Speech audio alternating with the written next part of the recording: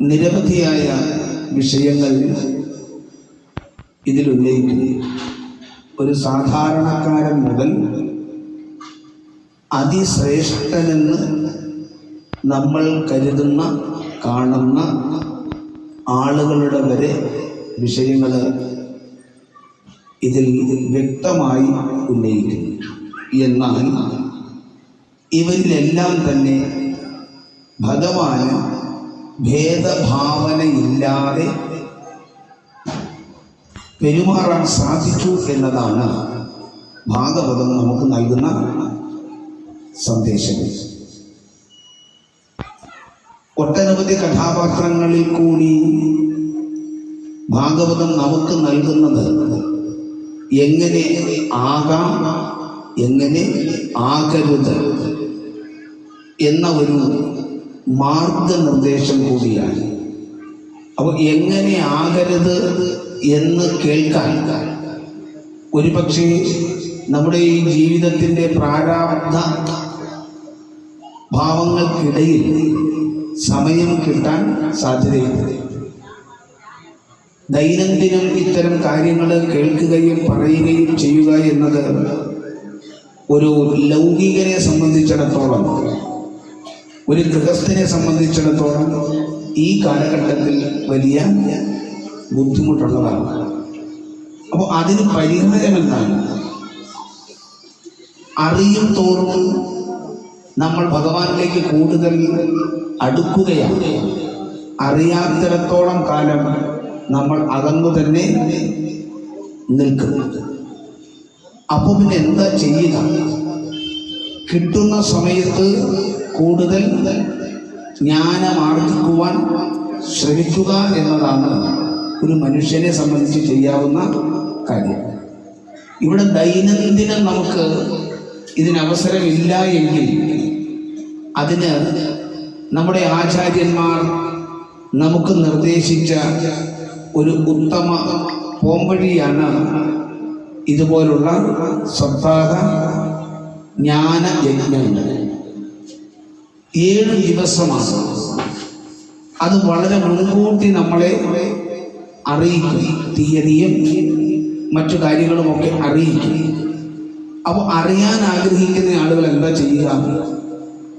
മാറ്റിവെക്കാൻ പറ്റുന്നതൊക്കെ മാറ്റിവെക്കുകയും ഉത്തരവാദിത്വങ്ങൾ മറ്റുള്ളവരിൽ ചുമതലപ്പെടുത്തിയിട്ട് നമുക്ക് ഈ സപ്താഹ ജ്ഞാനയജ്ഞത്തിൽ 7 ദിവസവും പരമാവധി പങ്കെടുക്കുവാൻ അവസരം ഒരുക്കുന്നതിനുമുള്ള മുന്നൊരുക്കങ്ങൾ നടത്താൻ നമുക്ക് സാധിക്കും. ആ 7 ദിവസം കൊണ്ടെങ്കിലും, അതായത് വർഷത്തിൽ 365 ദിവസമുള്ളതിൽ ഒരു 7 ദിവസം നമുക്ക് വേണ്ടി എന്ന് വെച്ചാൽ അതിനു മുമ്പുള്ള അധ്വാനം മുഴുവൻ നമുക്ക് വേണ്ടിയാണോ? നമുക്ക് വേണ്ടി മാത്രമല്ല, പലർക്കും വേണ്ടിയാണ്. നമ്മുടെ കുടുംബമാവാം, സമൂഹമാവാം, മറ്റ് വിവിധ മേഖലകളിലുള്ള നിലകളിലാകാം. അതൊക്കെ നിർവഹിക്കുമ്പോഴും അതൊക്കെ കേവലം ശരീരത്തിന് വേണ്ടി മാത്രം ഉള്ളതാണ്. എന്നാൽ ഈ ശരീരത്തെ ചുമന്നുകൊണ്ട് നടക്കുന്ന, നയിച്ചുകൊണ്ട് പോകുന്ന ആത്മഭാവത്തിൻ്റെ ഉദ്ധാരണത്തിനും ഉന്നമനത്തിനും വേണ്ടിയിട്ടാണ് ഈ 7 ദിവസം നമുക്ക് ലഭിക്കുക. പണ്ടുകാലത്തൊക്കെ ഒരു ദേശത്ത് അപൂർവമായി മാത്രമാണ് സപ്താഹയജ്ഞങ്ങൾ നടന്നിരുന്നത്. ഒരുപക്ഷെ വലിയ കുടുംബങ്ങളിൽ, വലിയ കുടുംബം എന്ന് ഞാൻ ഉദ്ദേശിച്ചത് ശ്രേഷ്ഠ ജനങ്ങൾ ഉള്ള കുടുംബങ്ങളിൽ അവരുടെ കുടുംബത്തിലെ മുതിർന്ന അംഗത്തിൻ്റെ സപ്തതിയോടനുബന്ധിച്ചോ അല്ലെങ്കിൽ പിറന്നാളിനോടനുബന്ധിച്ചോ മറ്റു വിശേഷ അവസരങ്ങളിലോ അവിടെ ഭാഗവതം 7 ദിവസം കൊണ്ട് പാരായണം ചെയ്ത് സമർപ്പിക്കുന്ന സപ്താഹയജ്ഞങ്ങൾ നടന്നു വന്നിരുന്നു. ക്രമേണ കൂട്ടുകുടുംബ വ്യവസ്ഥിതിയൊക്കെ തകരുകയും മനുഷ്യനിൽ സ്വാർത്ഥത വർദ്ധിക്കുകയും ചെയ്തപ്പോൾ കുടുംബങ്ങളിൽ അകൽച്ചയും ബന്ധുമിത്രാദികൾ അകന്നകന്നു പോകുന്ന അവസ്ഥയും ഉണ്ടായി. അങ്ങനെ വന്നപ്പോൾ ഇത്തരം കുടുംബത്തിനുള്ളിൽ ഉണ്ടായിരുന്ന പല ആചാരങ്ങളും അനുഷ്ഠാനങ്ങളും ക്രമേണ ഇല്ലാതായിക്കൊണ്ടേ ഇരുന്നു. ഈ ഒരു സാഹചര്യം കൂടെ ഉള്ളപ്പോഴാണ് ക്ഷേത്രങ്ങൾ പൊതു യജ്ഞങ്ങൾ നടത്തുന്നതിനുള്ള ഒരു വേദിയായിട്ട് സമൂഹം അംഗീകരിച്ചു തുടങ്ങിയത്.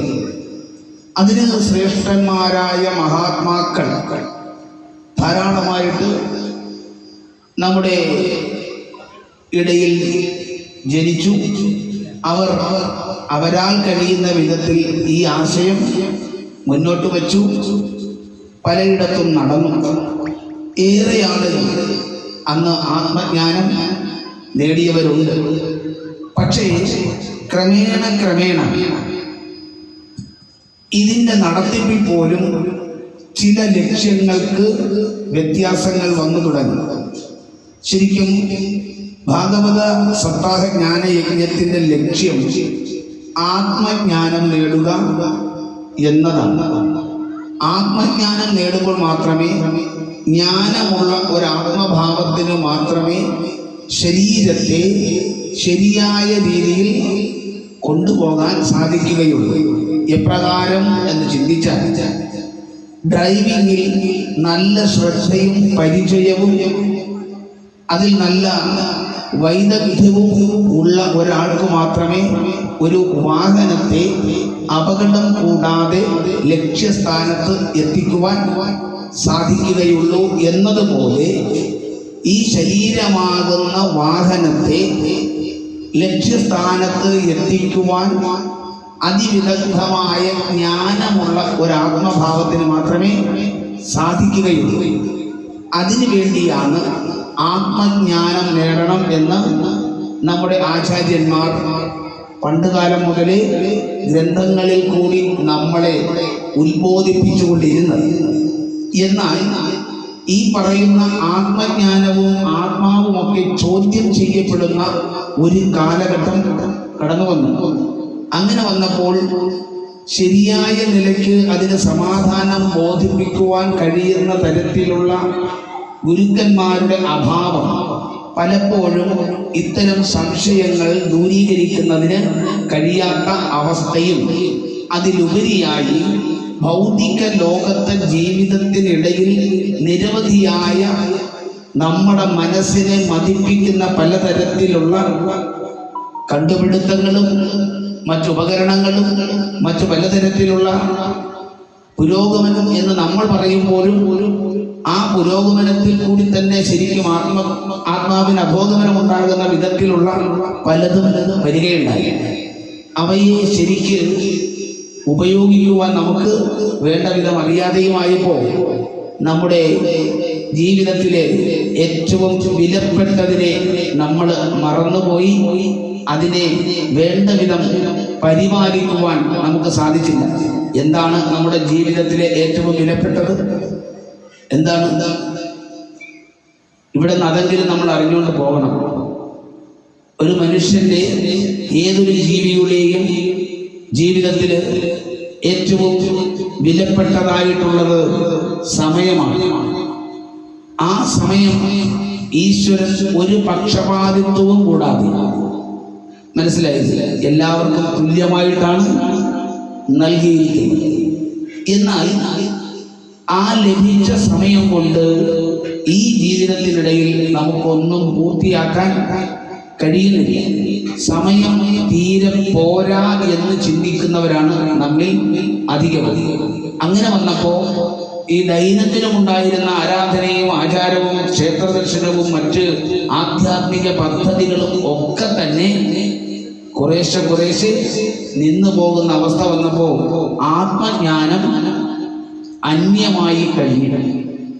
ഈ ആത്മജ്ഞാനത്തിൻ്റെ കുറവ് കൊണ്ട് ജീവിതം ശരിക്കു പറഞ്ഞാൽ ഒരു തരം വിഷമസ്ഥിതിയിലേക്ക് നീങ്ങി. ആത്മജ്ഞാനമുള്ള ആളുകൾ ഉണ്ടായിരുന്ന കുടുംബങ്ങളിൽ ഏതെങ്കിലും തരത്തിലുള്ള തെറ്റായ പ്രവണതകൾ ഉണ്ടായാൽ അവരെ നിയന്ത്രിക്കുവാൻ അവർക്ക് സാധിച്ചില്ല. എന്നാൽ ഇന്ന് അങ്ങനെയുള്ളവരെ പോലും അംഗീകരിക്കുവാനും അനുസരിക്കുവാനും നമുക്ക് സാധിക്കുന്നില്ല എന്ന് പറയുമ്പോൾ ഈ പറയുന്ന ആളുകളുടെ സംശയങ്ങൾക്ക് ശരിയായ മറുപടി കൊടുക്കാൻ നമുക്ക് സാധിക്കുന്നില്ല, നമ്മുടെ വീട്ടിലുള്ള മുതിർന്നവർക്ക് സാധിക്കുന്നില്ല. അപ്പൊ പിന്നെ അവരെന്ത് ചെയ്യും? പുറമേ നിന്ന് കിട്ടുന്ന അറിവുകളെ അവരുടെ ബുദ്ധി കൊണ്ട് ചിന്തിച്ച് ചില തീരുമാനങ്ങൾ എടുത്ത് ആ തീരുമാനങ്ങൾ പിന്നീട് ശരിയാണെന്ന് വരുത്തി തീർക്കാൻ വേണ്ടി പെടാപ്പാടുപെടുന്ന ഒരു കാലത്താണ് നമ്മൾ ഇന്ന് ജീവിക്കുന്നത്. ഇവിടെയാണ് ഈ 7 ദിവസത്തിന്റെ പ്രാധാന്യം. എന്നാൽ ഇന്ന് പഴയതുപോലെയല്ല. പണ്ട് മഹാക്ഷേത്രങ്ങളിൽ മാത്രമായിരുന്നു ഇങ്ങനെയൊക്കെയുള്ള യജ്ഞങ്ങളൊക്കെ നടന്നിരുന്നതും ഒരുപക്ഷെ അതിൽ പങ്കെടുത്തിരുന്നത് ആവശ്യക്കാർ മാത്രവുമായിരുന്നു. ശ്രദ്ധിച്ചിട്ടുണ്ടോ? ഞാൻ ആവശ്യക്കാരെന്ന് പറഞ്ഞത് ആത്മജ്ഞാനം വേണമെന്ന് ആഗ്രഹിക്കുന്ന ആളുകളും ഒക്കെ ആയിരുന്നു. ആ നിലയ്ക്ക് പങ്കെടുത്തിരുന്നവർക്ക് അത് കിട്ടുകയും ചെയ്തിരുന്നു. എന്നാൽ ഈ യജ്ഞങ്ങൾ കൊണ്ട് ഭൗതികമായ ചില പ്രയോജനങ്ങൾ ഉണ്ട് എന്ന് ബോധ്യപ്പെട്ടു വന്നപ്പോൾ അതൊരു സാർവത്രിക സംവിധാനമായിട്ട് മാറ്റപ്പെട്ടു. അങ്ങനെ മാറ്റപ്പെട്ട് കഴിഞ്ഞപ്പോൾ അതിനകത്ത് പ്രലോഭിപ്പിക്കൽ പ്രക്രിയയുടെ ഭാഗമായി പലതരത്തിലുള്ള പുതിയ പുതിയ ഇനങ്ങൾ കടന്നു വന്നു. അങ്ങനെ വന്നപ്പോൾ ലക്ഷ്യം അവിടെ ഒറ്റപ്പെട്ടു. പുതിയതൊക്കെ ഒരുമിച്ച് സഞ്ചരിച്ചു. തൽഫലമായി സത്താഹ ജ്ഞാന യജ്ഞങ്ങളുടെ ശ്രേഷ്ഠമായ ലക്ഷ്യത്തിൽ നിന്ന് നമ്മളൊക്കെ ഏറെ മാറി. അതിൻ്റെ ഏറ്റവും വലിയ ദൃഷ്ടാന്തമാണ് ഭാഗവതം എന്ന് പറയുന്നത്. ശ്രവിക്കേണ്ടതാണ്, മനസ്സിലായില്ല? ആ ശ്രവിക്കുന്നതിന് നമുക്ക് നേരമില്ല. ഇവിടെ പാരായണം ചെയ്യുന്ന സമയത്ത് എത്ര പേർക്ക് ഇരിക്കാൻ സാധിക്കുന്നുണ്ട്? അത് ഇവിടെ മാത്രമല്ല, എല്ലായിടത്തും ഇത് തന്നെയാണ് അവസ്ഥ. എന്നാൽ നമുക്ക് ആസ്വദിക്കാൻ കഴിയുന്നതായ കാര്യങ്ങൾ കണ്ടാൽ കൈ മെയ് മനം മറന്ന് നമ്മൾ ഇരിക്കുകയും ചെയ്യും. അപ്പോഴും നമ്മൾ അല്പസമയത്തെ ആനന്ദം അനുഭവിക്കുന്നുമുണ്ട്. തീരെ കുറവല്ല. കാര്യം എന്താ? അല്പസമയമെങ്കിലും നമ്മുടെ മനസ്സിനൊരു സന്തോഷവും ആനന്ദവും ഉണ്ടാകുന്നെങ്കിൽ അത് തീർച്ചയായും നല്ലത് തന്നെയല്ലേ? പക്ഷെ ആ ആനന്ദത്തെ ശാശ്വതാനന്ദമാക്കി മാറ്റുവാൻ നമുക്ക് സാധിക്കുമോ എന്ന് ഒന്ന് ചിന്തിക്കാൻ നമുക്ക് ഇന്ന് നേരം ഇല്ല. ഈ സാഹചര്യത്തിലാണ് ശ്രീമദ് ഭാഗവത സപ്താഹ യജ്ഞങ്ങളെ ഒരുപക്ഷെ സമൂഹത്തിന്റെ പല ഭാഗത്തു നിന്ന് വിമർശനങ്ങൾക്ക് വിധേയമാക്കപ്പെടുന്നതെന്ന് കൂടി നമ്മളൊന്ന് മനസ്സിലാക്കുക. ഭാഗവത പാരായണമാണ് ഒരു സപ്താഹ യജ്ഞത്തിന്റെ ഏറ്റവും പ്രധാനമായ ഭാഗം. മനസ്സിലാവുന്നില്ല?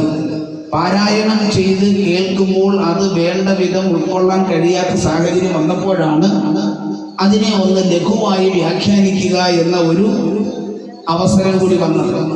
അങ്ങനെ വന്നപ്പോൾ അതിനകത്തേക്ക് പ്രഭാഷണ ഭാവം കൂടി കടന്നു വന്നു. അങ്ങനെ പ്രഭാഷണ ഭാവം കൂടി കടന്നു വന്നപ്പോൾ കേൾക്കുന്നവർക്ക് വായിച്ചത് എന്താണെന്ന് കഥാരൂപത്തിലും അതിൻ്റെ താത്വിക അവലോകന ഭാവത്തിലും മനസ്സിലാക്കുവാൻ സാധിച്ചു. അത് കഴിഞ്ഞപ്പോൾ എന്ത് പറ്റി? ഇതിന് മറ്റൊരു പരിവർത്തനം കൂടെ വന്നു. സപ്താഹ യജ്ഞം കൊണ്ട് വരുമാനമാർഗം കൂടി സൃഷ്ടിക്കപ്പെടുന്നു എന്ന് കണ്ടപ്പോൾ സ്വാഭാവികമായിട്ടും കൂടുതൽ ഭക്തജനങ്ങളിൽ നിന്ന് പങ്കെടുപ്പിക്കലും ഒപ്പം തന്നെ ആ ക്ഷേത്രത്തിന്റെ ഉചിതമായ വളർച്ചയ്ക്കുതകുന്ന തരത്തിൽ വരുമാനം കൂടി ലഭ്യമാകുന്നൊരവസ്ഥ വന്നു. അപ്പോ പൂജകളും മറ്റു ഘടകങ്ങളും ഒക്കെ അതിലേക്ക് കൂട്ടിച്ചേർക്കപ്പെട്ടു. അങ്ങനെ കൂട്ടിച്ചേർത്ത് കഴിഞ്ഞപ്പോൾ ആളുകളിലെ അജ്ഞാനം മൂലം എന്തിനാണോ പ്രാധാന്യം കൊടുക്കേണ്ടത് അത് ഏറ്റവും പിറകിലുമായി, അല്ലാത്ത കാര്യങ്ങളൊക്കെ മുമ്പിലുമായി. ഞാൻ പറഞ്ഞു വന്നത് മനസ്സിലായി കാണുമല്ലോ എന്താണ്? അപ്പൊ ഇതുകൊണ്ട് പിന്നീട് വർഷാവർഷം നടത്തുന്ന ഒരു ചടങ്ങായിട്ട് തന്നെ മാറ്റപ്പെട്ടു. എങ്കിലും ഒരു കാര്യം ഉറപ്പാണ്, ഈ വർഷാവർഷം നടത്തുമ്പോൾ ഒരു വർഷം നടത്തുന്നതിൽ 1-2 പേരെങ്കിലും ഇതിന്റെ താല്പര്യത്തിലേക്ക് വരുന്നുണ്ട് എന്നുള്ളതും നമുക്ക് കാണാതിരിക്കാൻ പറ്റില്ല. അതും കൂടി നമ്മൾ മനസ്സിലാക്കണം. എന്നാൽ ഇന്ന് ധാരാളമായി ഗ്രന്ഥങ്ങൾ വാങ്ങാനും വായിക്കാനും സാധിക്കുമെന്നിരിക്കെ ഈ 7 ദിവസത്തിനപ്പുറത്തേക്ക് ഭാഗവതവുമായിട്ടൊരു ബന്ധം സ്ഥാപിക്കാൻ നമുക്കിന്നും സാധിച്ചിട്ടില്ല. ശരിയല്ലേ? ഈ 7 ദിവസം നമ്മൾ ഭാഗവതത്തെ പറ്റി ചിന്തിക്കും, ഭാഗവതത്തിന്റെ അനുബന്ധ കാര്യങ്ങളെ പറ്റി ചിന്തിക്കും, ഒക്കെ ശരിയാണ്. അങ്ങനെ വന്നപ്പോ ഈ 7 ദിവസം കഴിഞ്ഞാൽ അടുത്ത ദിവസം മുതൽ ആ ഭാഗവതത്തിന്റെ പ്രഥമ സ്കന്ധം, പ്രഥമ അധ്യായം മുതൽ പാരായണം ചെയ്ത് മിനിമം 1 വർഷം കൊണ്ടെങ്കിലും ഞാനിതൊന്ന് പാരായണം ചെയ്ത് പൂർത്തിയാക്കുക എന്നൊരു വ്രതമെടുക്കുവാൻ, ഒരു ദൃഢനിശ്ചയമെടുക്കുവാൻ നമുക്ക് കഴിയുന്നുണ്ടോ എന്ന് നമ്മളൊന്ന് ചിന്തിക്കുന്നത് ഉത്തമമാണ്. ഇനി ഇതിനിടയിലാണ് വരുന്ന ആളുകൾക്ക് അന്നദാനം എന്ന് പറയുന്നത് ശ്രേഷ്ഠമാണെന്ന ഭാവത്തിൽ, അത് ഞാൻ ഇന്നും പറഞ്ഞില്ലേ, ഭഗവത്ഗീത പാരായണം ചെയ്തപ്പോഴും പറഞ്ഞു. പക്ഷേ ഇതിനൊക്കെ പറയുമ്പോഴും ഇതിൻ്റെയൊക്കെ പിന്നിൽ ഒരു വാക്ക് വളരെ ശ്രദ്ധേയമാണ്. എന്താണ് ആ വാക്ക്? അർഹത എന്ന വാക്ക്. ആ അർഹത പോലും നമ്മൾ ഇന്ന് മറന്നു. കേവലം അന്നദാനമൊക്കെ ഇന്ന് ഒരാഡംബരത്തിന്റെ ഭാഗത്തേക്ക് മാറിയിരിക്കുന്നു. ഇതൊന്നും ആരും തുറന്നു പറയാൻ തയ്യാറാകാത്തതിന്റെ കാരണം സമൂഹത്തിൽ ഒറ്റപ്പെട്ടു പോകാനും വിമർശിക്കപ്പെടാനും ഒഴിവാക്കപ്പെടാനും ഒക്കെ ഇത് കാരണമാകും എന്നതുകൊണ്ട് വരുന്ന പലരും ഇതൊക്കെ കണ്ടില്ല കേട്ടില്ല എന്ന് വന്നിട്ട് എങ്ങനെയെങ്കിലും ഇതൊന്ന് തീർത്തു പോയേക്കാം എന്നൊക്കെ ധരിച്ചു പോകുന്ന ആളുകളും ഇല്ലാതില്ല. അത് ധർമ്മഭ്രംശമാണ്. ഏറ്റെടുത്തിരിക്കുന്ന ദൗത്യം ഉചിതമായി നിർവഹിക്കുവാനാണ് നമ്മൾ ശ്രമിക്കേണ്ടത്. അതുകൊണ്ട് പറയുമ്പോൾ പറയുന്നതിൻ്റെ യുക്തിയും അതിൻ്റെ കാലിക പ്രസക്തിയും കൂടി നമ്മളൊന്ന് മനസ്സിലാക്കുക. ഇന്ന് സത്യത്തിൽ യജ്ഞശാലയിൽ ദൃഢമായി കേൾക്കുവാൻ തീരുമാനിച്ച് അവിടെ വസിക്കുന്നവർക്ക് ഭക്ഷണം കൊടുക്കേണ്ടത് അത്യന്താപേക്ഷിതം തന്നെയാണ്. അതിനൊരു മാറ്റവുമില്ല. പക്ഷേ ഇന്നിപ്പോൾ എന്താണ്, ഭക്ഷണ സമയത്ത് മാത്രം വരിക എന്നതാണ് നമ്മുടെ ഒരു ശൈലി. നമ്മളിത് പറയുമ്പോൾ ദയവ് ചെയ്ത് ആരും തെറ്റിദ്ധരിച്ച് കളയരുത്. ഞാനിത് പറയുന്നത് യാഥാർത്ഥ്യമാണ്. എന്നാൽ പലപ്പോഴും നമ്മൾ പറയേണ്ട ഒരു മാർഗമുണ്ട്, ഒരു കാര്യമുണ്ട്. ഈ യജ്ഞശാല ഒന്ന് കാണുക പോലും ചെയ്യാത്ത ആളുകൾ ധാരാളം ഉണ്ടാകും. അതിലേക്കൊന്ന് കടന്നു വന്ന ഭഗവാന്റെ തിരുമുഖം ഒന്ന് ദർശിച്ചിട്ടെങ്കിലും പോകാൻ പോലും പലർക്കും സമയമില്ല. ഇനി അഥവാ അല്പം വിളമ്പാൻ താമസിച്ചാൽ പോലും അതിനെ പോലും അസഹിഷ്ണുതയോടുകൂടി ദർശിക്കുന്നൊരു ഭാവം. ഇനി അതും മാത്രമല്ല, തങ്ങൾ വന്നാൽ തങ്ങളുടെ ആവശ്യം മുമ്പേ നടക്കണം. ഇവിടെ ഇരിക്കുന്നവർ ചെന്നാൽ പോലും പലപ്പോഴും മാറ്റി നിർത്തപ്പെടുന്നൊരവസ്ഥ. ഞാനിത് പറയുമ്പോൾ സത്യം തുറന്നു പറയുന്നവർക്ക് ശത്രുക്കളെ ലഭിക്കുമെന്ന നല്ല ഉത്തമ ബോധ്യം എനിക്കുണ്ട്.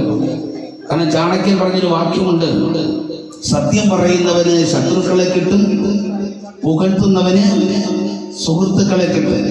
ഈ കാലഘട്ടത്തിൽ ജീവിക്കണമെങ്കിൽ മുമ്പിൽ ഇരിക്കുന്നവരെ പുകഴ്ത്തുക എന്നതാണ് ഉത്തമം.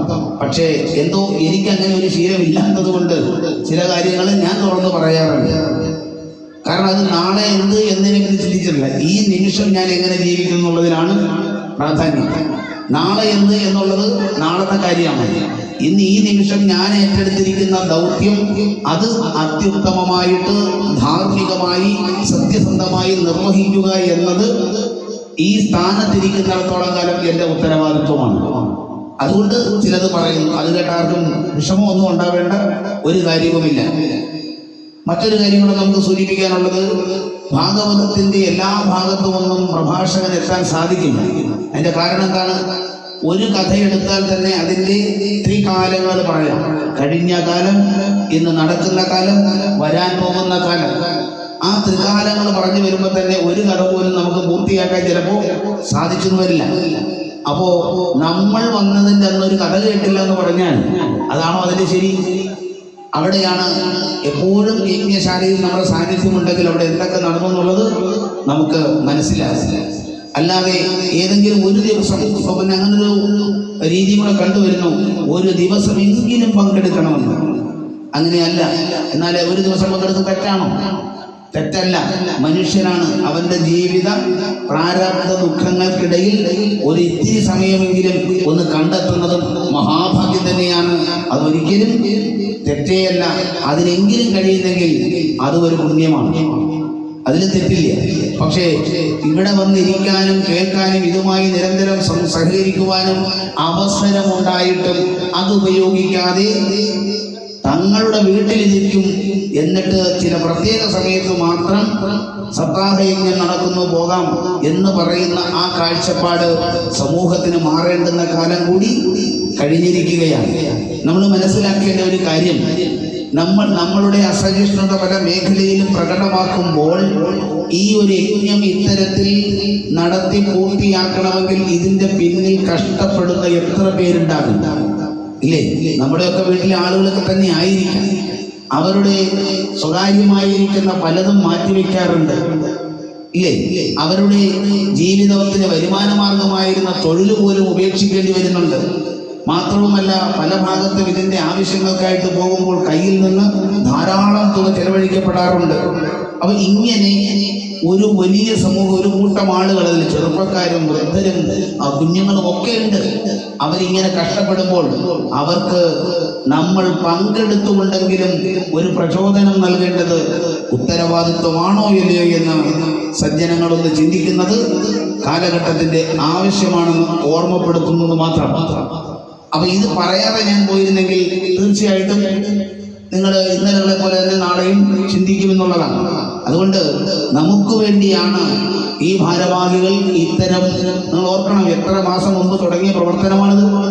ഇന്നോ ഇന്നലെയോ തുടങ്ങിയതുകൊണ്ടല്ല ഈ പരിപാടി ഇങ്ങനെ നടക്കുന്നത്. മാസങ്ങൾക്ക് മുമ്പേ തുടങ്ങിയ പ്രവർത്തനമാണ്.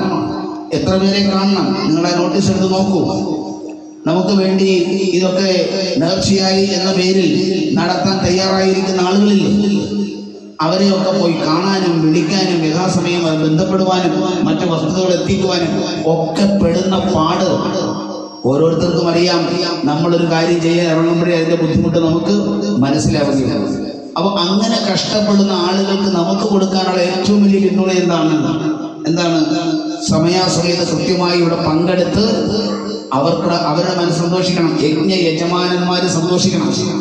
അപ്പൊ ഇതൊക്കെ നമ്മുടെ ഈ സപ്താഹ ചിന്തകളിൽ കൂടി ഒന്ന് കടന്നു വരുവാൻ പ്രിയമുള്ളവരെ നമ്മളൊന്ന് തയ്യാറാകണം. ഇവിടെ പറയുമ്പോഴെല്ലാം പറയണം, ഇവിടെ പ്രഭാഷണത്തിന് മാന്യമായ സദസ്സുണ്ടായിരുന്നു എന്നൊരു തർക്കമില്ല. പക്ഷെ അപ്പോഴും നമ്മൾ ഓർക്കണം, നമ്മുടെ ഒരു സമയം കഴിഞ്ഞ് വരുന്നു, ഇല്ല ടൈം ടേബിൾ പോലെയാണ്. പാരായണത്തിനും കൂടി നമ്മൾ ഇരിക്കാൻ തയ്യാറാകണം. കാരണം ഇത് പാരായണം ചെയ്യുന്നത് നമ്മുടെ കയ്യിലുള്ള പുസ്തകത്തിൽ നോക്കിയിരിക്കുമ്പോൾ സ്വാഭാവികമായും ചില പദങ്ങളും വാക്കുകളും സംശയകരമാണെങ്കിൽ അത് അവിടെ ദൂരീകരിക്കാൻ ഇല്ലേ? അങ്ങനെയല്ലേ? അപ്പൊ സ്വാഭാവികമായിട്ടും അറിയാനും അറിയിക്കുവാനുമുള്ള അവസരങ്ങളായിട്ട് ഇതുപോലുള്ള വേദികൾ മാറ്റപ്പെടുന്ന അവസ്ഥ സംജാതമാകണം.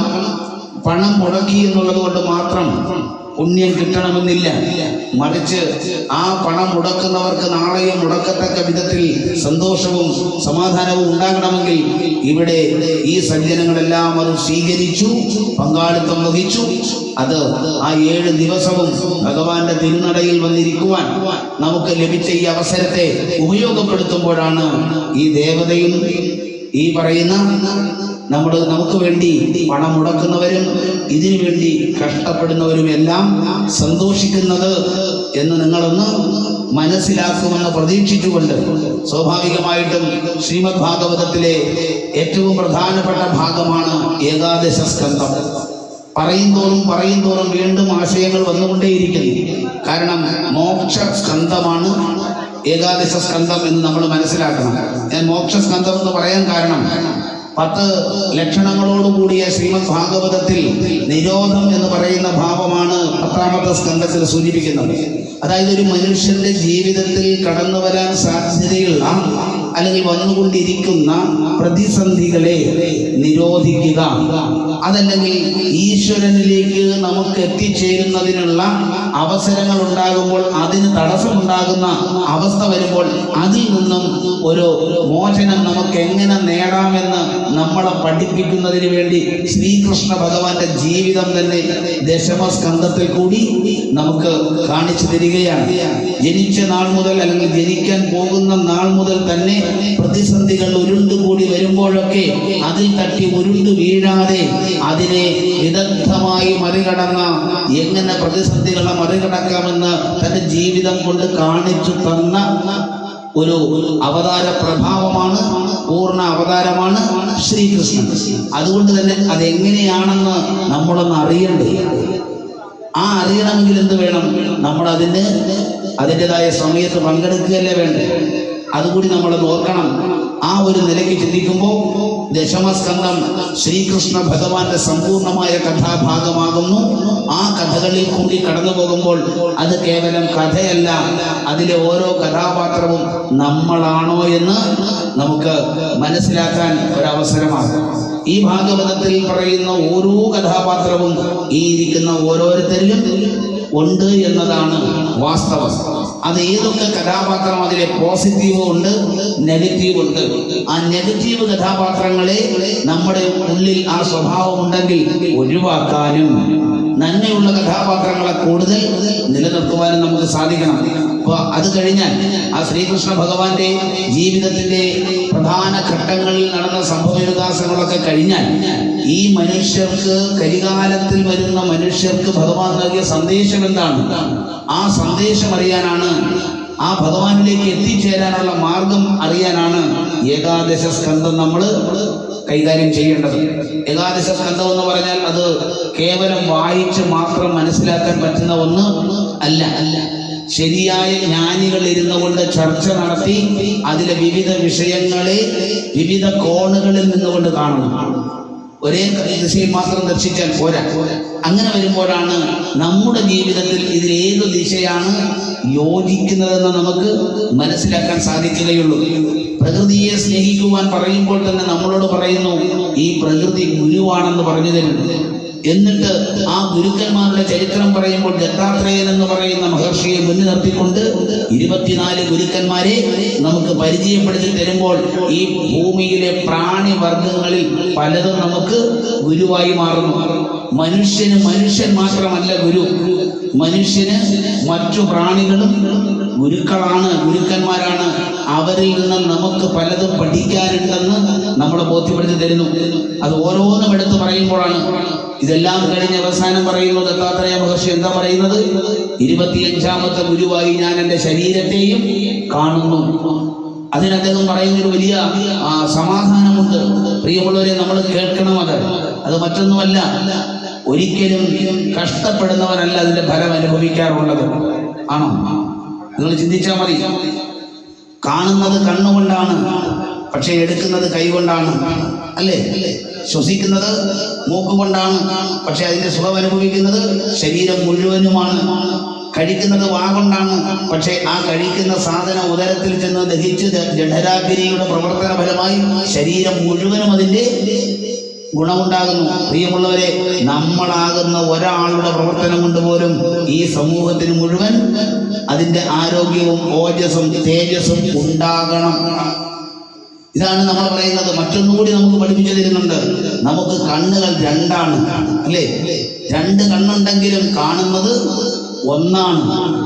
2 ഉണ്ട് എന്ന ചിന്ത മായയാണ്. ആ 2 ഉണ്ടെന്ന ചിന്തയെ മാറ്റിയിട്ട് ഒന്നേ ഉള്ളൂ എന്ന പരമാർത്ഥത്തിലേക്ക്, പരമതത്വത്തിലേക്ക് എത്തുവാനാണ് ഭഗവാൻ നമുക്ക് ഉപദേശങ്ങൾ നൽകിയത്. പലതുണ്ടെന്ന് കാണുന്ന കാലത്തോളം നമുക്കൊരിക്കലും ഭയം ഒഴിവാകുന്നില്ല. പലതുണ്ടെന്ന് കാണുന്ന കാലത്തോളം ഭയം നമ്മളെ ഗ്രസിച്ചുകൊണ്ടേയിരിക്കും. അതാണ് 2 ഉണ്ട് എന്നതാണ് ഭയത്തിന് അടിസ്ഥാനമെന്ന് ഭാഗവതം നമ്മളോട് സൂചിപ്പിക്കുന്നുണ്ട്. അപ്പൊ ഇവിടെ ശരീരത്തെ പോലും, ഇനി നമ്മൾ തന്നെ നമ്മുടെ ശരീരത്തെ ഒന്ന് വിശകലനം ചെയ്താൽ മനസ്സിലാവും എത്രയോ കാര്യങ്ങളിൽ ഗുരുവാണ്. നിങ്ങൾ നോക്കൂ, 2 കാലുകൾ ഒരു കുടുംബത്തിലെ 2 അംഗങ്ങളായിട്ട് നിങ്ങൾ മനസ്സിലാക്കിയാൽ 2 പേരും മത്സരിച്ചാൽ ആര് ജയിക്കും? അവിടെയാണ് നമ്മൾ ചിന്തിക്കുമ്പോൾ നമ്മൾ പഠിപ്പിക്കുന്ന ഒരു പാഠമുണ്ട്. രണ്ട് കാലുകൾക്കും വിവരമുണ്ടായതുകൊണ്ട്, ബോധമുണ്ടായതുകൊണ്ട് അവർ മത്സരിക്കുന്നില്ല. ഒരു കാല് മുമ്പിലേക്ക് വെക്കുമ്പോൾ അടുത്ത കാലിനറിയാം അടുത്ത നിമിഷം ഞാൻ മുമ്പിലാകും, ഇല്ലേ? എങ്കിലേ മുന്നോട്ട് പ്രയാണമുള്ളൂ. ഇതുപോലെ അടുത്ത കാലം ചിന്തിക്കും, ആ കാലം മുന്നിൽ പോയാലും പ്രശ്നമില്ല, ഞാൻ അടുത്തത് മുമ്പിലെത്തും. ഇങ്ങനെ ആരും മുമ്പിലും പിറകിലുമാവാതെ മുന്നോട്ട് ജീവിച്ചു പോകാനുള്ള ഇതിലും വലിയൊരു സന്ദേശം തരുന്ന ഗ്രന്ഥം ഏതാണ് പ്രിയമുള്ളവരെ നമുക്ക് എടുക്കാൻ പറ്റുന്നത്? അപ്പൊ ഇതൊക്കെ നമ്മുടെ ജീവിതത്തിലുണ്ട്. ഇവിടെ ഒരു കുടുംബത്തിൽ ജീവിച്ചുകൊണ്ട് ഒന്നാമനാവാൻ മത്സരിക്കുമ്പോൾ രണ്ടുപേരും ഒന്നാമനുമാകുന്നില്ല, രണ്ടാമനുമാകുന്നില്ല, ഒരുപക്ഷെ മൂന്നാമൻ പോലും ആകാതെ അമ്പേ പരാജയപ്പെട്ടു പോകുന്നത് നമ്മുടെ ജീവിതത്തിൽ എത്രയോ കണ്ടുകൊണ്ടിരിക്കുന്നു. അതുകൊണ്ടാണ് നിർമത്സരാണാം എന്ന ആദ്യ വാക്ക് തന്നെ ഭാഗവതത്തിൽ കാണുന്നുണ്ട്.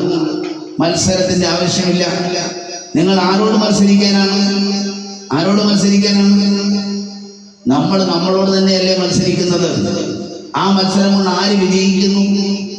അപ്പൊ ഇങ്ങനെ മനുഷ്യന്റെ ഭൗതിക ജീവിതത്തിൽ ഉണ്ടാകുന്ന മനസ്സിന്റെ തെറ്റായ ചിന്തകൾക്ക് ഉജ്ജ്വല പരിഹാരം നിർദ്ദേശിക്കുന്ന ഉപാധികളും ഉദാഹരണങ്ങളും വളരെ ഗംഭീരമായിട്ട് നമ്മുടെ ഭാഗവതത്തിൽ സൂചിപ്പിക്കുന്നു. ഇതിനെ നിങ്ങൾ ഭക്തി ഗ്രന്ഥമായിട്ട് കാണുന്നു എന്നുള്ളത് കൊണ്ട് യാതൊരു ബുദ്ധിമുട്ടുമില്ല. പക്ഷെ ഭക്തിക്കപ്പുറം ഒരു കർമ്മകാന്ഡമുണ്ട്, ഒരു ജ്ഞാനകാന്ഡമുണ്ട്. ഭക്തിയോഗവും ജ്ഞാനയോഗവും കർമ്മയോഗവും സമഞ്ജസമായി സമ്മേളിച്ചുകൊണ്ട് അതിഗംഭീരമായി നമ്മുടെ മനസ്സിനെ സ്റ്റഡിയാക്കി നിർത്തി, നിലയ്ക്ക് നിർത്തിക്കൊണ്ട് ഈ പ്രപഞ്ചത്തിൽ സന്തോഷവാനായി അനന്തവാനായി ജീവിക്കുവാനുള്ള ഉജ്ജ്വലമായ ഉപാധികളാണ് ശ്രീമദ് ഭാഗവതം നമുക്ക് കാണിച്ചു തരുന്നത് എന്ന വസ്തുത ഓർമ്മയുണ്ടെങ്കിൽ വരും നാളുകളിലെങ്കിലും ഈ 7 ദിവസം ജീവിതത്തിൽ ഈശ്വരൻ നൽകിയ അനുഗ്രഹമാണ് എന്ന് കണക്കാക്കി മറ്റ് പലതും മാറ്റിവെച്ചിട്ടായാലും ഇത്തരം കാര്യങ്ങളിൽ ആത്മാർത്ഥമായി നമ്മൾ സമയം കണ്ടെത്തി വരും. അങ്ങനെ ഒരു തോന്നലില്ല, എങ്ങനെയെങ്കിലും പങ്കെടുത്താൽ മതി, ഏതെങ്കിലും സമയത്ത് ചെന്നാൽ മതി. പ്രിയമുള്ളവരെ, നിങ്ങൾ 10 വർഷം സ്കൂളിൽ പഠിക്കുന്നു, 12 വർഷം പഠിക്കുന്നുവെങ്കിൽ കൃത്യമായ ചിട്ടയോട് പോയെങ്കിലല്ലേ ആ വിദ്യ നിങ്ങൾക്ക് കരഗതമാവുകയുള്ളൂ. ആണോ? അപ്പൊ ആ വിദ്യ കരഗതമാകാൻ നിങ്ങൾ എടുക്കുന്ന ത്യാഗത്തിന്റെ 1000-ൽ 1 അംശം മതി. ഈ ആത്മവിദ്യ അറിയാനെ കൊണ്ട് ഒരല്പത്യാഗം. അതുപോലും നമുക്ക് സാധിക്കുന്നില്ലെങ്കിൽ എന്തിനു പറയണം? ഇത്രയും മഹാസംവിധാനങ്ങൾ ഉണ്ടാക്കിയിട്ടാൽ പോലും ഇതിനകത്തേക്ക് പോലും പ്രവേശിക്കാൻ പലപ്പോഴും പലർക്കും കഴിയാതെ വരുന്നത് എന്തുകൊണ്ടാണ്? പല കാരണങ്ങളുണ്ടാവാം. പക്ഷെ എപ്പോഴും ഒരു കാര്യം ഓർക്കണം, നമ്മൾ ഏതൊരു കാര്യത്തിലും പങ്കെടുക്കുമ്പോൾ അത് ആത്മാർത്ഥമായിട്ടായിരിക്കണം. വേണ്ടേ? അതായത് നിങ്ങൾ ഇങ്ങനെ ഇരിക്കുന്നു, ആ ഇരിക്കുന്ന നിങ്ങൾക്കപ്പുറം ഇവിടെ ഒന്നും ഞങ്ങൾ ഇതിനകത്തൊന്നും വരില്ല എന്ന് പറയുന്ന നിലയ്ക്കുള്ളൊരു മനോഭാവം ഉണ്ടെങ്കിൽ ദയവ് ചെയ്ത് അതൊക്കെ ഒന്ന് ഉപേക്ഷിച്ചിട്ട് നമുക്കിതിലേക്ക് കടക്കാം. അങ്ങനെ നമ്മൾ ഓരോരുത്തരും നിറഞ്ഞ സദസ്സ് കാണുമ്പോഴാണ് ശരിക്കും പറഞ്ഞാൽ ഓടിക്കളിക്കുന്ന ഉണ്ണിക്കണ്ണ ഇതിലേക്കൂടെ പോകുമ്പോൾ ഇങ്ങനെ നോക്കുമ്പോൾ ഇടയ്ക്കിടയ്ക്ക് ചില ആളുകൾക്ക് മൂക്കിന് താഴെ മീശലിരിക്കുന്നത് പോലെയാണ്. അവിടെ ഇവിടെയൊക്കെ ഓരോന്നിങ്ങനെ നിൽക്കുന്നത് കണ്ടാൽ ഏത് ഭഗവാനെ സന്തോഷിക്കുമോ? എന്നിട്ട് ഭഗവാൻ ഒന്ന് അങ്ങോട്ട് നോക്കുമ്പോഴും ഇങ്ങോട്ട് നോക്കുമ്പോഴും എന്താ അവിടെ ഇവിടെയൊക്കെ നിൽക്കുന്നു പറയുന്നുണ്ട്. അങ്ങനെ ഉണ്ടാവണം. അവിടെ തന്നെ നമ്മുടെ അനൈക്യത്തിന്റെ ലക്ഷണമല്ലേ കാണിക്കുന്നത്? ആണോ അല്ലയോ? നമുക്കൊരൈക്യം ഉണ്ടാകണമെങ്കിൽ എന്ത് വേണം? എൻ്റെ ഡ്യൂട്ടി എന്തെന്ന് സ്വയം അറിഞ്ഞിട്ട് അത് നന്നായി കൈകാര്യം ചെയ്യുക എന്നുള്ളതാണ്. എനിക്കറിയാം ഒരാൾക്കും ഇഷ്ടമില്ലാത്ത ദേശമാണ് ഉപദേശം എന്ന് എനിക്കറിയാം. അതുകൊണ്ട് ഉപദേശിക്കാനൊന്നും ആർക്കും നിവൃത്തിയില്ല, ആരുമൊട്ട് കേൾക്കാനും പോണില്ല. ഒന്നോർക്കണം. പക്ഷേ ഏകാദശ സ്കന്ധത്തിലേക്ക് ചെല്ലുമ്പോൾ ഉപദേശങ്ങളുടെ ഒരുപാട് ഭാഗം നമുക്ക് കാണാൻ സാധിക്കും. ശ്രീകൃഷ്ണ ഭഗവാൻ ഉദ്ധവന് നൽകുന്ന ഉപദേശം അത് അറിയാൻ ആഗ്രഹിച്ചവനായ ആ ബൃഹസ്പതിയുടെ ശിഷ്യനായ ഉദ്ധവർക്ക് ഭഗവാൻ പറഞ്ഞു കൊടുക്കുന്നതാണ്. ഞാനിപ്പോ ഒരുപാട് കഥകൾ പറയണമെന്ന് ആഗ്രഹിച്ചു. ധനവാന്റെ കഥയും അതിലുപരിയായിട്ട് ദത്താത്രേയന്റെ കഥയും ഒക്കെ സൂചിപ്പിക്കണമെന്ന് ആഗ്രഹിച്ചു. നമ്മൾ ഓർക്കണം, ഈ ലോകത്ത് നമ്മൾ ചെയ്യുന്ന ഒരു കർമ്മവും ശരിക്കു പറഞ്ഞാൽ ഇല്ലാതെയാകുന്നില്ല. എല്ലാ കർമ്മങ്ങൾക്കും എന്തുണ്ട്? ഫലമുണ്ട്. പക്ഷെ ഫലം തന്നെങ്കിലേ ഞാൻ ചെയ്യൂ എന്ന് പറയുന്നിടത്ത് അത് കാമ്യകർമ്മമായിട്ട് മാറുന്നു. ഞാൻ എൻ്റെ ഡ്യൂട്ടി ചെയ്യുന്നു, എൻ്റെ ധർമ്മം ചെയ്യുന്നു, അതിനെന്താണോ വരുന്നത് അത് സ്വീകരിക്കുന്നു എന്നുള്ളത് നിഷ്കാമകർമ്മമാണ്. അപ്പൊ നിഷ്കാമകർമ്മത്തിൽ കൂടി കർമ്മയോഗവും ഏതൊന്നിലും ഈശ്വരനെ ദർശിക്കുക എന്ന, ഏതൊരു വസ്തുവിലും സഹപ്രവർത്തകരിലും സഹജീവികളിലും ഒക്കെ ഈശ്വരനെ ദർശിക്കുക, അതിനെ ഭക്തിയോടെ പരിചരിക്കുക എന്നത് ഭക്തിയോഗമാണെങ്കിൽ, നമ്മുടെ മുമ്പിൽ ഒരു വസ്തു കണ്ടു കഴിഞ്ഞാൽ ആ വസ്തുവിനെയും ആ വസ്തുവിനെ നിലനിർത്തുന്ന യഥാർത്ഥ വസ്തുവിനെയും വേർതിരിച്ചറിയുവാനുള്ള ജ്ഞാനം വരുമ്പോൾ അത് ജ്ഞാനയോഗവുമായിട്ട് മാറുന്ന കാഴ്ച ഭാഗവതത്തിൽ നമുക്ക് ദർശിക്കാൻ സാധിക്കും. അതുകൊണ്ട് തീർച്ചയായിട്ടും അധിക സമയം നമ്മുടെ കയ്യിലില്ല എന്നുള്ളത് കൊണ്ടും ഇനിയും ധാരാളം കാര്യങ്ങൾ നമ്മുടെ ഇടയിൽ ചർച്ച ചെയ്യപ്പെടേണ്ടതുണ്ട് എന്നുള്ളത് കൊണ്ടും ഇവിടെ 2 യജ്ഞങ്ങളാണ് നടന്നത്. അറിയുമോ? ഭാഗവത സമ്പൂർണ്ണ പാരായണത്തോടൊപ്പം തന്നെ ശ്രീമദ് ഭഗവത്ഗീതയും കൂടി നമ്മൾ പാരായണം ചെയ്തിരുന്നു. ഭഗവാന്റെ കഥ ഒരു ഭാഗത്ത് അറിയുമ്പോൾ ഭഗവാന്റെ വചനങ്ങൾ മറുഭാഗത്ത് കൂടി നമ്മൾ ശ്രദ്ധിക്കുന്നു. ഇത് രണ്ടും രണ്ടാണെന്ന് നമുക്ക് തോന്നുമെങ്കിലും താത്വികമായി ഇത് രണ്ടും ഒന്ന് തന്നെയാണ്. അപ്പൊ അത്തരത്തിൽ ശ്രീമദ് ഭാഗവതത്തെ നമ്മൾ അറിയണം. ദത്താത്രേയന്റെ കഥയൊക്കെ നമ്മൾ അറിയുമ്പോൾ ഓർക്കണം, ഒരച്ഛനും അമ്മയും ആഗ്രഹിക്കുന്ന ഏറ്റവും വലിയ ആഗ്രഹം സാധിച്ചത് ദത്താത്രേയനെ കൂടിയും ദത്താത്രേയന്റെ മാതാപിതാക്കളെ കൂടിയും ഒക്കെയാണ്. അറിയുമോ ആരാണ് ദത്താത്രേയന്റെ അമ്മ എന്നറിയുമോ? ആ പേര് കേൾക്കുമ്പോൾ തന്നെ നമ്മൾക്ക് അല്പം മാറി നിൽക്കേണ്ടി വരും. കാരണം ആ പേര് പറയാൻ തന്നെ നമുക്ക് അർഹതയുണ്ടോ എന്നുള്ളത് സംശയമാണ്. അനസൂയ എന്നാണ്. അനസൂയ എന്നാണ്. കർദമ പ്രജാപതിയുടെയും ദേവഹൂതിയുടെയും പെൺമക്കളിൽ ഒരാളായ അനസൂയയെ ബ്രഹ്മാവിന്റെ നേതൃത്വത്തിൽ നിന്നും ജനിച്ചു വന്ന സപ്തർഷികളിൽ പ്രമുഖനായിരിക്കുന്ന അത്രി മഹർഷിക്കാണ് വിവാഹം കഴിച്ചു കൊടുത്തത്. ആ അത്രി മഹർഷിക്കും അനസൂയയ്ക്കും കൂടി ത്രിമൂർത്തികൾ മക്കളായി ജനിച്ചതിൽ ഒരാളാണ് ദത്താത്രേയൻ. അപ്പൊ എന്താണ് ഇതിന് കാരണം? അനസൂയക്ക് ഇങ്ങനെ ഒരു മഹാഭാഗ്യം ഉണ്ടായത് എന്താണ്? വേറെ ഒരമ്മയ്ക്ക് ലഭിക്കാത്ത ഭാഗ്യമല്ലേ? ആലോചിച്ച് നോക്കൂ. ഈ ത്രിമൂർത്തികൾ മൂവരും ഒരുമിച്ച് ഒരമ്മയിൽ കൂടി ജന്മമെടുക്കുക എന്ന് പറയുന്നത് ഈ പ്രപഞ്ചം മുഴുവൻ ആ അമ്മയിലേക്ക് എത്തി എന്നുള്ളതിന്റെ ഒരു വലിയ ഭാവമല്ലേ? അപ്പൊ ആ അമ്മ ചെയ്ത പുണ്യം എന്താണ്? പ്രിയമുള്ളവരെ, അങ്ങനെയുള്ള അമ്മമാരെ എന്തുകൊണ്ട് ഇന്ന് ഉണ്ടാവുന്നില്ല എന്ന് കൂടി നമ്മൾ ചിന്തിക്കുമ്പോഴാണ് ധാർമ്മികതയുടെ ഉള്ളിലുള്ള അധാർമികതയെ നമ്മൾ തിരിച്ചറിയുന്നത്. ധാർമ്മികത കൊണ്ട് മൂടിയിരിക്കുന്നു, പക്ഷെ ആ പൊതിയിൽ മാത്രമേ ഉള്ളൂ. ഉള്ളിൽ എന്താണ്? അധാർമികതയാണ്.